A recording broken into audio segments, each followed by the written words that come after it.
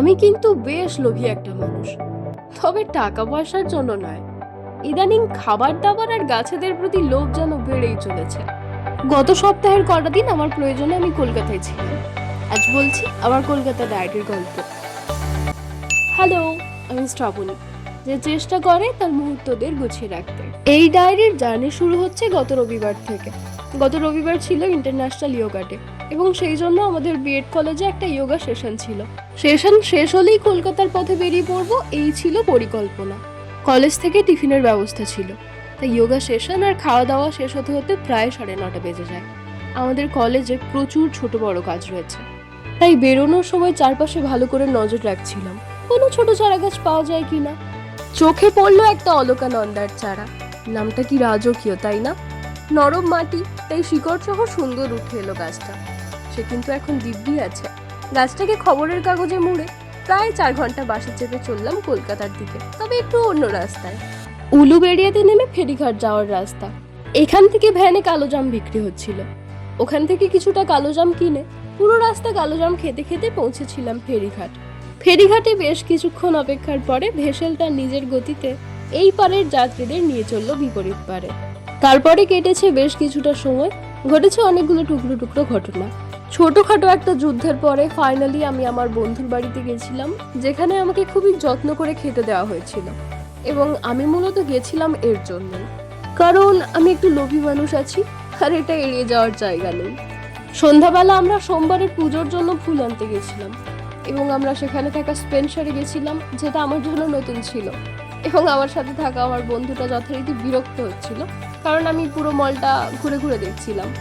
তারপর নিজের পকেটের অবস্থা গড়ের মাঠ বুঝতে পেরে স্পেন্সার থেকে বেরিয়ে স্পেন্সারের বাইরে একটা ফটো তোলার জায়গা ছিল, ওখানে বেশ কয়েকটা ফটো তুলে বাড়ি ফিরে একটা মিডিয়াম সাইজের পিৎজা অর্ডার করা হয়েছিল। কোথা থেকে নামটা ভুলে গেছি। ও হ্যাঁ, ডমিনোজ থেকে। ডমিনোজের পিৎজা আমার জন্য প্রথমবার ছিল, আর এই পিৎজার স্লাইসগুলো আমি বেশি খেয়েছি। আমি কলকাতা গেছিলাম বেশ কয়েকটা কারণ গুছিয়ে, তার মধ্যে একটা ছিল কলেজ স্ট্রিট যাওয়া এবং কয়েকটা বই কেনা। পাশাপাশি দোকানগুলোতে তাকের পর তাক বই সাজানো আছে।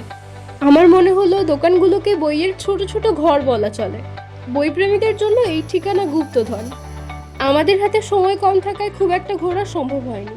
কয়েকটা বইয়ের দোকান ঘুরে নিজেদের প্রয়োজনের বই কিনে ঘুরে গেছি ফেরার পথে দেখা হয়ে গেল শহরের ধীরগতির এক পুরনো সঙ্গী ট্রামের সঙ্গে। ট্রামকে টাটা করে আমরা ফিরে এলাম আমার সেই বন্ধুর বাড়ি।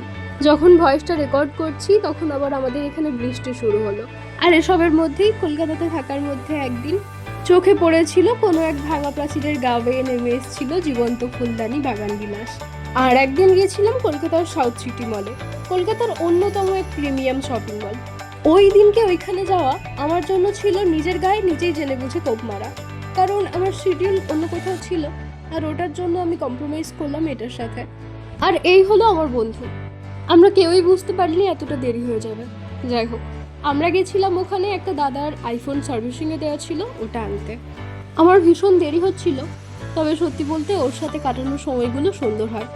বলতে হয় না, নিজেদের ফটো তুলে দিই যতক্ষণ না পারফেক্ট আসছে। ঘোরাঘুরি হয়, খাওয়া দাওয়া হয়, একেই বলে পারফেক্ট গার্ল আউটিং। ওই দিন মূলত আমার একটা নার্সারিতে যাওয়ার কথা ছিল, তবে ওই দিনকে যাওয়া হয়নি। তার পরের দিন আমরা গেছিলাম নার্সারিতে। বিচ্ছিরি একটা ওয়েদার, প্রায় 1.5 ঘন্টা গাড়িতে ছিলাম। তারপরে পৌঁছেছিলাম সেই ভীষণ আরামের জায়গাতে, যা কিনা যে কোনো লাক্সারিয়াস জায়গাকে হার মানিয়ে দেবে। তুমি শুধু কল্পনা করো, তুমি এমন একটা জায়গাতে গেছো যেখানে সবার বাড়িতে নার্সারি, সারি সারি সারি সারি গাছ। তোমার যত দূর চোখ যায় শুধুমাত্র তুমি গাছ দেখতে পাবে। তোমাকে চারপাশে ঘিরে রেখেছে কত নাম না জানা ফুল ফল, চারপাশটা কত রঙিন, কত ভ্যারাইটি। তারা তোমাকে ক্লান্ত হতে দিচ্ছে না, তারা উল্টে তোমাকে এনার্জি দিচ্ছে। তুমি তাদের যত দেখছো তত তাদেরকে দেখার পিপাসা বাড়ছে তোমার মধ্যে। এরকম একটা জায়গাতে গেছিলাম আমি, যেখানে বিঘার পর বিঘা জায়গা ছোট ছোট চারাগাছ দিয়ে ভর্তি। তাদের যত্ন করা হচ্ছে, নতুন চারাগাছ সৃষ্টি করা হচ্ছে। আমি দেখেছি বিশাল বড় বড় গ্রো ব্যাগের মধ্যে বিশাল বড় বড় গাছ। আমি এত বড় গাছ গ্রো ব্যাগে প্রথমবার দেখেছি।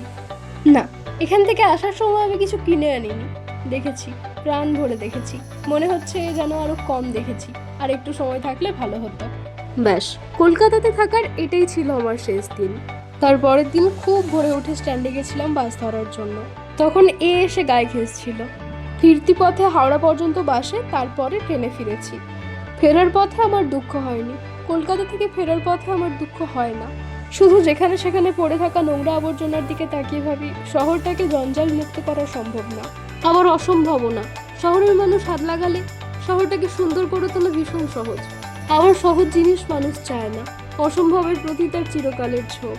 ফেরার পথে আমার সব থেকে ভালো লেগেছে পদ্মপুকুরগুলোকে দেখে। যদিও ততক্ষণে পদ্ম ফুলগুলোকে তুলে নেওয়া হয়েছিল, তবু পদ্ম পাতাগুলো প্রমাণ দিচ্ছিল পাঁক ভেদ করে পদ্ম আবার ঠিক ফুটে উঠবে, যেভাবে আমরা কাটিয়ে উঠি আমাদের খারাপ সময়। আমার গন্তব্যের স্টেশন ছিল হেরিয়া। ট্রেনে কয়েকজনের সাথে ছোটখাটো ঝামেলা হয়েছিল, সেটাকে মনে রাখতে চাইছি না। ব্যাস, এখানেই বন্ধ করছি কলকাতা ডায়েরি। এখন এতটাই, কারণ আজকে স্ক্রিপ্টে আর কিছু লেখা নেই।